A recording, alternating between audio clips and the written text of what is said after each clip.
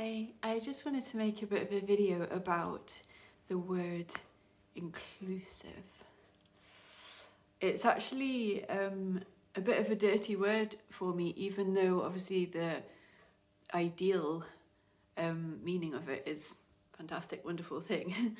But I actually feel like in our society, the use of the word inclusive generally means that the opposite happens. So generally when we say when something is advertised, not generally, but often when something's advertised as inclusive, it means separate. We have a separate thing for the SEND kids. We have the sensory room, which is for the SEND kids. We have the sensory room in the SEND part of the school. It's separate. It's actually not inclusive at all. I was having a really interesting conversation with Katie Toner from Unite Club on Monday, and we have a very exciting potential collaboration coming up, which I'll let you know about soon.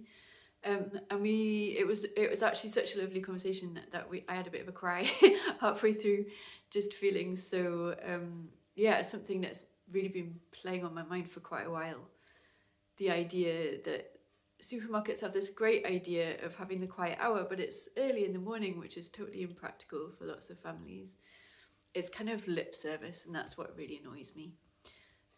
I worked at a school which will remain nameless right now for all of 2 days. I applied for a long-term job as a SEND TA, but the room that was used for the SEND kids was also the room where kids were sent for being naughty. So it was super loud and full of disruption and not calm and everything that those kids didn't need. And I left after 2 days because it was just painful to see. It was horrendous, obviously after bringing it up with the school. So yeah, just a bit of questioning of what inclusion actually really means. I was actually at a workshop yesterday which gave me a slightly different slant, which was on LGBTQ stuff, but the idea that actually marginalised groups do need their own space because they need their togetherness and they need the being heard and a safe space.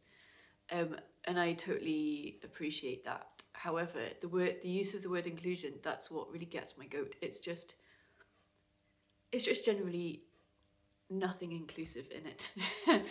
And it's actually the reason why I don't use the word myself. I hope that my social media and website give the impression that I am inclusive without me needing to say it, because it genuinely is for everybody, and that's really, really important to me. Maybe 75% of people I work with are autistic, but there's no prerequisite to be autistic or not to be autistic to, whatever. I work with people. So that's got me thinking this week. I would be interested to know what your thoughts are.